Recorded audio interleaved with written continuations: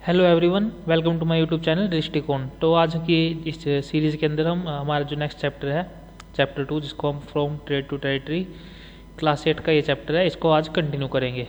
हमारी एनसीईआरटी की सीरीज़ चल रही है जो फ्री ऑफ कॉस्ट जो है यूट्यूब के ऊपर चल रही है, जिसके अंदर हम कंप्लीट एनसीईआरटी का जो सिलेबस है उसको कवर करेंगे।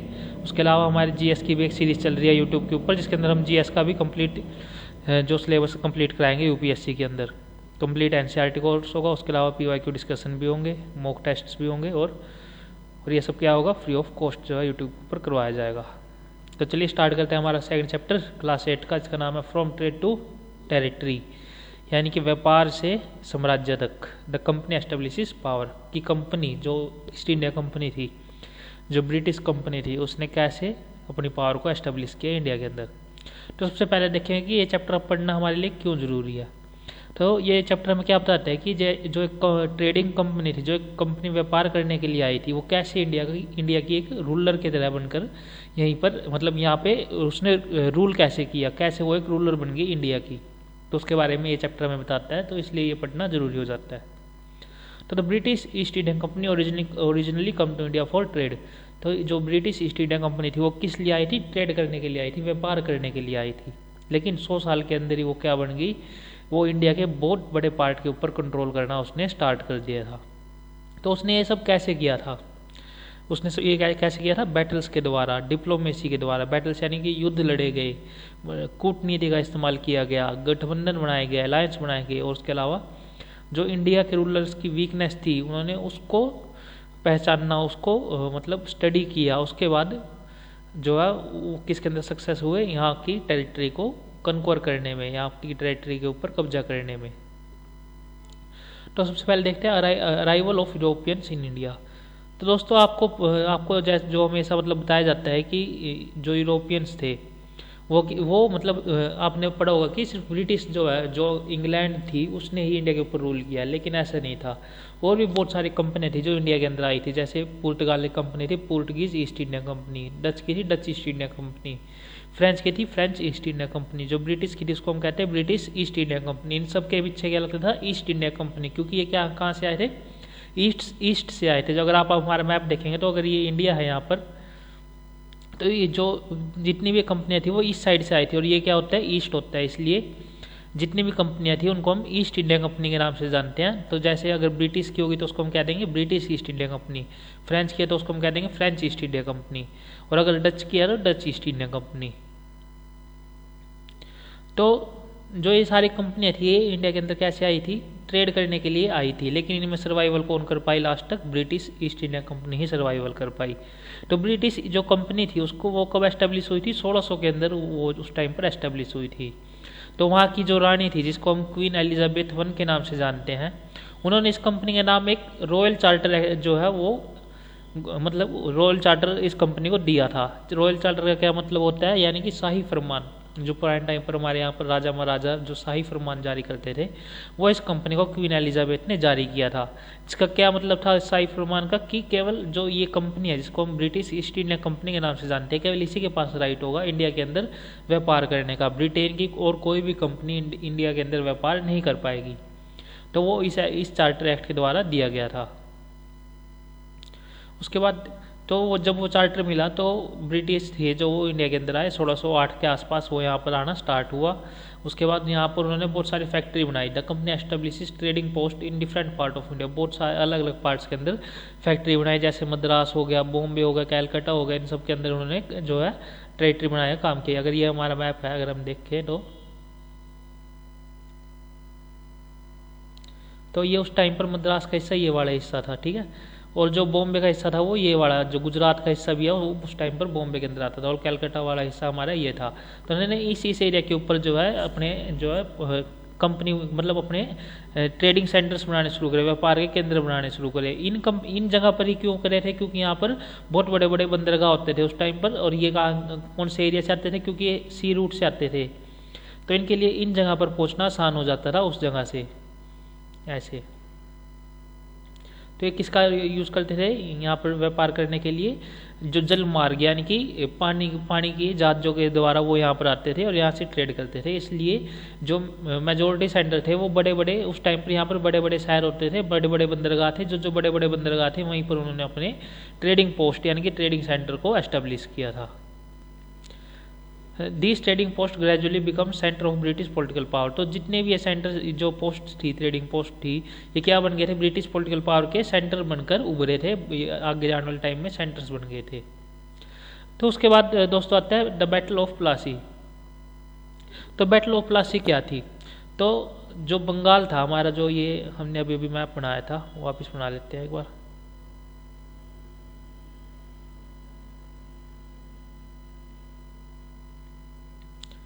तो जो ये वाला एरिया था, जितना भी ये वाला एरिया, ये हमारा बंगाल का एरिया होता है, ठीक है। तो जो यहाँ के जो राजा थे उनका नाम था सिराजुद्दौला। अभी अभी जो है ये 1756 के आसपास जो है राजा बने हैं। इससे पहले यहाँ के राजा कौन थे? अली वर्दी खान जो है यहाँ के राजा थे। तो जो सिराजुद्दौला जब राजा बने तो उससे पहले जो अली वर्दी खान थे, उसी टाइम पर जो है कंपनी जो है बंगाल के अंदर ट्रेड करना स्टार्ट कर चुकी थी, यहाँ पर ट्रेड कर रही थी। और तो दोस्तों क्या हुआ था उस टाइम पर, एक बार इसको हम इरेज कर लेते हैं। तो जो सिराजुद्दौला जो अभी अभी किंग बने थे, तो 1717 की बात है, जो उस टाइम पर जो मुगल एम्परर थे, उन्होंने कंपनी को जो है एक फरमान जारी किया था कि वो जो बंगाल है उसके अंदर जो है ट्रेड कर सकती थी बिना कोई टैक्स दिए, वहाँ के जो नवाब थे उसको। तो ये जो फरमान जारी किया गया था, ये सिर्फ ईस्ट इंडिया कंपनी को जारी किया गया था, ईस्ट इंडिया कंपनी को जारी किया गया था। लेकिन जो कंपनी के जो सर्वेंट्स थे, यानी कि जो कंपनी के अंदर काम करते थे लोग, वो भी जो प्राइवेट ट्रेड करते थे ईस्ट इंडिया कंपनी के साथ। मतलब एक तो था एक ही ईस्ट इंडिया कंपनी जो है ट्रेड कर रही थी, उसके अलावा जो मेंबर्स थे वो खुद भी अपना एक साइड में बिजनेस चला रहे थे और यहाँ से जो इम्पोर्ट एक्सपोर्ट का काम करते थे। लेकिन ये फरमान में ये नहीं कहा गया था कि जो मेंबर्स हैं उनको भी जो है इस टैक्स से छूट दी गई है। उनको जो अलग मर्चेंट्स थे जो टैक्स देते थे, उनको भी टैक्स वैसे ही देना पड़ता था। लेकिन जो मेंबर्स थे, जो सर्वेंट्स थे, वो भी टैक्स नहीं दे रहे थे उस टाइम पर। तो जब ये सिराजुद्दौला जी जो है वो वहाँ के नवाब, जो नए नए नवाब बने, तो उन्होंने कहा कि ये तो गलत हो रहा है। मतलब अगर बाकी मर्चेंट्स जो है, इंडियन मर्चेंट्स जो टैक्स दे रहे हैं, तो तुमको भी टैक्स देना पड़ेगा। लेकिन वो जो उस टाइम पर जो सर्वेंट्स थे वो ऐसा करने से मना कर गए। तो सिराजुद्दौला जो थे उनको आ गया गुस्सा, और उन्होंने जो इनका एक फोर्ट था, फोर्ट विलियम्स, उसके ऊपर जो है चढ़ाई कर दी और वहाँ पर जो है जितने भी जो कंपनी के सर्वेंट्स थे उनको जो है बंदी बना लिया और एक कमरे के अंदर डाल दिया। तो जिससे जो है अंग्रेज को मतलब गुस्सा आ गया। वो ऑब्वियस सी बात है कि उनको गुस्सा आया, और क्या हुआ, जो अंग्रेजों ने एक लड़ाई जो है, मतलब एक अंग्रेजों और सिराजुद्दौला के बीच में एक लड़ाई लड़ी गई, जिसको हम बैटल ऑफ प्लासी के नाम से जानते हैं। तो देखते हैं क्या हुआ था। तो जो ये रॉबर्ट क्लाइव था, अंग्रेजों की तरफ से ये लड़ाई लड़ रहा था, और जो इस साइड से, जो बंगाल की तरफ से सिराजुद्दौला लड़ाई लड़ रहा था। तो जो ये रॉबर्ट क्लाइव था भाई, ये था बहुत ज़्यादा चालाक आदमी। इसने क्या किया था, इसने चुपचाप गया और क्या किया, मीर जाफर नाम का एक कमांडर था सिराजुद्दौला का, यानी कि कमांडर का मतलब सेनापति। इसने क्या किया, मीर जाफर को पैसे खिलाए और इसको अपनी तरफ कर लिया।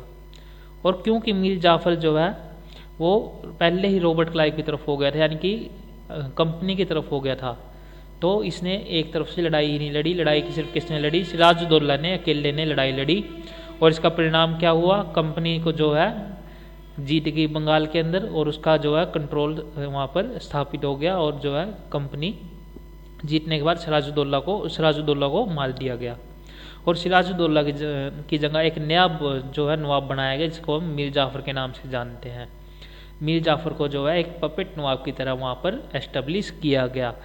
तो जो कंपनी थी वो खुद क्यों नहीं नवाब बनी, तो इसका सिंपल आंसर यही, कंपनी चाहती थी कि वो जो बंगाल था वो एक बहुत ज़्यादा मतलब रिच जो स्टेट हम कह सकते हैं, वो वैसी स्टेट थी। मतलब बहुत ज़्यादा पैसे थे बंगाल के पास उस टाइम पे, बहुत ज़्यादा रिसोर्सेज थे, बहुत ज़्यादा मसाले थे, बहुत ज़्यादा व्यापार जो बंगाल से होता था। तो कंपनी का एक ही वो था, मोटिव था कि वो बस कैसे भी करके बंगाल को अच्छे से लूट ले, यहाँ से अच्छे से ट्रेड कर ले। तो इसीलिए वो चाहते थे कि उनका फोकस ट्रेड पे रहे। तो उन्होंने अपनी जगह, तो उसकी सिराजुद्दौला की जगह मीर जाफर को जो है वहाँ का नवाब बना दिया। मीर जाफर कौन था, जो वो कमांडर था वही जिसने जो धोखा दिया था सिराजुद्दौला को, तो उसको जो है पपेट नवाब बना दिया कि जो कंपनी कहेगी ये उसी को फॉलो करेगा। तो उसके बाद एक्सपेंशन ऑफ कंपनी पावर, उसके बाद आफ्टर प्लासी की लड़ाई के बाद company began expanding its control over India. अच्छा एक चीज़ और, जो प्लासी की लड़ाई थी 1757 में हुई थी, और ये प्लासी जो जगह थी, यहाँ पर प्लास नाम का एक ट्री होता है जिससे जो है मतलब जो है होली के रंग बनाए जाते हैं, जिससे रंग बनाए जाते हैं, और भी बहुत सारी चीज़ मतलब उसकी पत्तियों का इस्तेमाल और भी बाकी सारी बहुत सारी चीज़ों में किया जाता है। तो कौन सा ट्री होता है? प्लास नाम का ट्री होता है, जिससे इसका नाम क्या पड़ा? प्लासी जो है इसका नाम पड़ा। तो जो कंपनी थी उसने अपने जो मतलब टेरिटरी को एक्सपेंड करने के लिए कौन कौन सी स्ट्रेटजी का यूज़ किया? मिलिट्री पावर का, पॉलिटिकल अलायंसेस का, इकोनॉमिक प्रेशर बनाए, डिवाइड एंड रूल का यूज़ किया। तो इन सभी चीज़ों का यूज़ करके उसने जो अपनी एक्सपेंशन किया था। उसके बाद तो एक चीज़ और, जो मीर जाफर जो है राजा बने थे, तो मीर जाफर जो है एक इस टाइम के साथ वो क्या देखने लगे कि उस जो कंपनी थी वो बहुत ज़्यादा जो बंगाल को लूट रही थी, ठीक है। एक तो बहुत ज़्यादा बंगाल को लूट रही थी, और मीर जाफर को भी जो है मतलब कुछ करने नहीं दे रही थी, यानी कि जो टैक्स तो वो कोई भी दे ही नहीं रहा था उस कंपनी के अंदर। उसके अलावा मीर जाफर को भी जो है मतलब बहुत सारे रिश्वत देनी पड़ती थी कंपनी को, बहुत सारे पैसे देने पड़ते थे कंपनी को, क्योंकि कंपनी ने ही उसको राजा बनाया था। तो मीर जाफर जो है एक टाइम के बाद बहुत ज़्यादा थक गया था कि अब बहुत हो गया, अब मुझे जो है अपने हिसाब से रूल करना है, क्योंकि कंपनी उसको अपने हिसाब से रूल नहीं करने दे रही थी। तो लोगों का भी प्रेशर जो है मीर जाफर के ऊपर बन रहा था, तो उसने कंपनी को जो कहना शुरू करा कि अब बहुत हो गया, तुमको मेरे हिसाब से चलना पड़ेगा। लेकिन कंपनी जो है इस मूड में थी नहीं। उन्होंने क्या किया? मीर जाफर को गद्दी से हटाया, उसकी जगह बनाया मीर कासिम को। मीर कासिम को। अब जो ये मीर कासिम था, ये उससे भी एक कदम आगे था मीर जाफर से। इसने क्या किया? इसने शुरू में तो ये राजा बन गया जैसे तैसे करके, ठीक है। इसके बाद इसने अपनी आर्मी को इम्प्रूव करना शुरू किया, आर्मी के अंदर इम्प्रूवमेंट लेके आया। अच्छा, बाकी जो पड़ोसी राज्य थे उनके साथ जो है अच्छे अपने जो रिलेशंस थे उनको अच्छा किया। मतलब एक एफिशिएंट रूलर था, एक अच्छा रूलर था जो मीर कासिम था। तो ये जो मीर कासिम को इंस्टॉल करना अंग्रेजों की एक बहुत बड़ी गलती साबित हुई, क्योंकि जो मीर कासिम जो है एक अच्छा रूलर था। उसने क्या किया? उसने कंपनी के जो मतलब जो ट्रेड कर रही थी कंपनी टैक्स फ्री, उसको बंद कर दिया। उसके सर्वेंट्स को कहा कि अब से तुम्हें भी जो है टैक्स देना पड़ेगा। तो कंपनी को इससे फिर से गुस्सा आया, और फिर से जो एक लड़ाई लड़ी गई जिसको हम बैटल ऑफ बक्सर के नाम से जानते हैं। तो बैटल ऑफ बक्सर में एक तरफ से जो मीर कासिम की तरफ से 3 लोग लड़ रहे थे, और ब्रिटिश ईस्ट इंडिया कंपनी की तरफ से वही फिर से रॉबर्ट क्लाइव जो है लड़ रहा था। तो जो ये 3 बंदे थे कौन कौन थे? मीर कासिम तो हो गए बंगाल के नवाब, ये हमें पता ही है। एक था शुजा-उद-दौला। शुजा-उद-दौला कौन था? शुजा-उद-दौला था उस टाइम पर अवध का नवाब। आपने अवध का नाम सुना होगा। तो अवध के नवाब जो थे वो हमारे शुजा-उद-दौला थे। ये भी जो है कंपनी के खिलाफ लड़ रहे थे। और शाह आलम द्वितीय, जिसको हम शाह आलम सेकंड कहते हैं, ये कौन थे? ये थे मुगल नवाब। उस टाइम पर जो मुगल किंग थे वो शाह आलम द्वितीय थे, मुगल। तो एक तरफ तो ये तीनों थे, एक तरफ थी अकेली ब्रिटिश ईस्ट इंडिया कंपनी। उसके बाद भी जो ब्रिटिश ईस्ट इंडिया कंपनी ने इन तीनों को हरा दिया, क्योंकि जो ब्रिटिश ईस्ट इंडिया कंपनी थी उसके पास मॉडर्न जो हथियार थे वो थे, अच्छी टेक्निक थी। अब ये तीनों कैसे आते थे? ये तो आते थे घोड़े के ऊपर तलवार तलवार लेके। हालांकि उनके पास भी जो है उस टाइम पर आ गई थी बंदूकें वगैरह, लेकिन इनके पास अच्छी क्वालिटी की बंदूकें थी, और अच्छे क्वालिटी के तोप थी, मतलब अच्छी क्वालिटी के जो है आर्मरी थी इनके पास। तो ब्रिटिश ईस्ट इंडिया कंपनी जीत गई। उसके बाद फिर से मीर कासिम को वहाँ से हटा दिया गया गद्दी पे से, उसकी जगह फिर से मीर जाफर को जो है गद्दी पर बिठा दिया गया 1764 के अंदर। The company won and receive the diwani rights of Bengal, Bihar and Orissa. तो इसके बाद क्या हुआ? जो शाह आलम II थे, जो मुगल एम्परर थे, उसको जो है ये फोर्स किया गया कि तुम जो है जो कंपनी थी उसको दीवानी राइट्स दो। दीवानी राइट्स कौन कौन से 3 जगह के? बंगाल के, बिहार के और उड़ीसा के। आप समझ सकते हो, रुक जाओ मैं भी बताता हूँ आपको। एक बार इसको हम क्लियर कर देते हैं। तो बंगाल, बिहार, उड़ीसा एक बार देख लेते हैं उस टाइम पर क्या था। ये हमारा मैप है, ठीक है।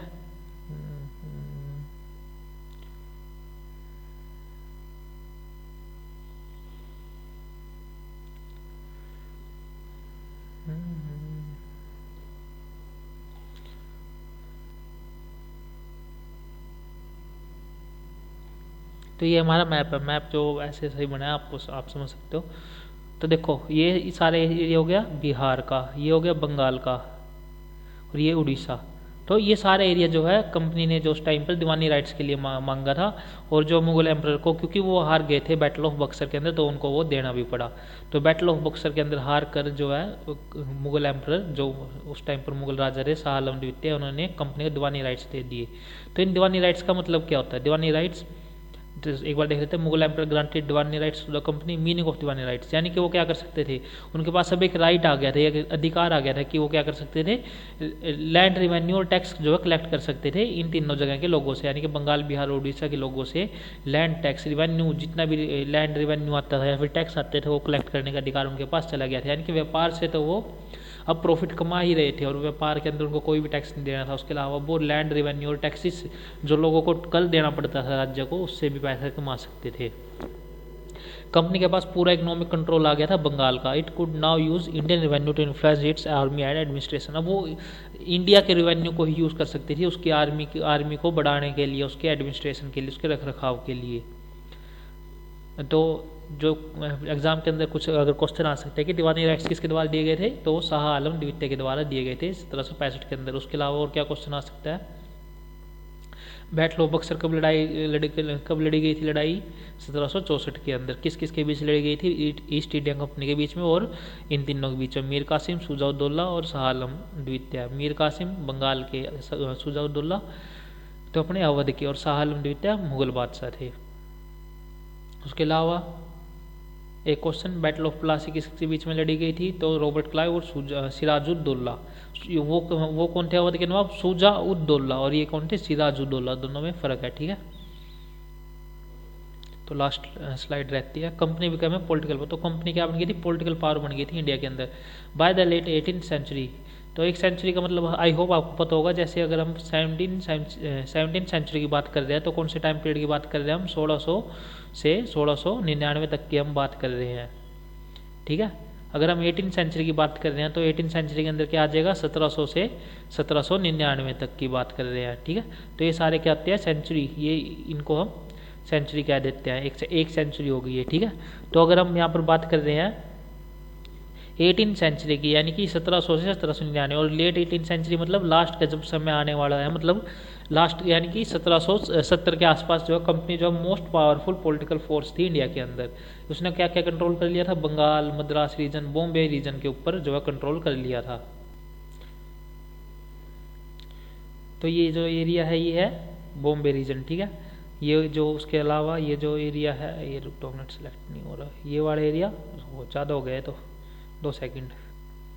तो ये जो तीनों एरिया थे, ये जो कंपनी ने उस टाइम पर इसके ऊपर जो है पॉलिटिकल फोर्स, मतलब पॉलिटिकली जो एक्टिव हो गई थी कंपनी, इनके ऊपर कब्जा उस टाइम पर कर लिया था। The company also maintained its own army. अब कंपनी के पास खुद की आर्मी थी, विच become one of the largest army in the world, जो दुनिया की जो है लार्जेस्ट आर्मी बन गई थी। और इस आर्मी के अंदर कौन काम कर रहे थे? हमारे इंडिया के लोग ही काम कर रहे थे, ठीक है। तो आई होप आपको ये लेक्चर अच्छा लगा होगा और आपको अच्छे से समझ में आएगा कि कंपनी ने कैसे अपना जो है अपनी एस्टेब्लिशमेंट की यहाँ पर रूल की। देखो ये सिर्फ एक छोटा सा ही मतलब पार्ट है क्लास 8 का जो चैप्टर है। उसके अलावा जब हम क्लास 12th की ट्वेल्थ की एनसीईआरटी करेंगे, तो उसके अंदर जो मॉडर्न हिस्ट्री का जो चैप्टर आता है, उसके अंदर हमें पता चलता है कि बाकी बहुत सारी लड़ाइयाँ लड़ी गई है कंपनी के द्वारा और इंडिया के लोगों के द्वारा, जिसके अंदर कंपनी ने कैसे जो है इंडिया की टेरिटरी के ऊपर कब्जा किया। ये सिर्फ बंगाल के बारे में इस चैप्टर के अंदर बताया गया है, ठीक है। तो आई होप आपको ये अच्छा लगा होगा। मिलते हैं नेक्स्ट वीडियो में थर्ड चैप्टर के साथ, ठीक है। तो तब तक के लिए जय हिंद, जय भारत।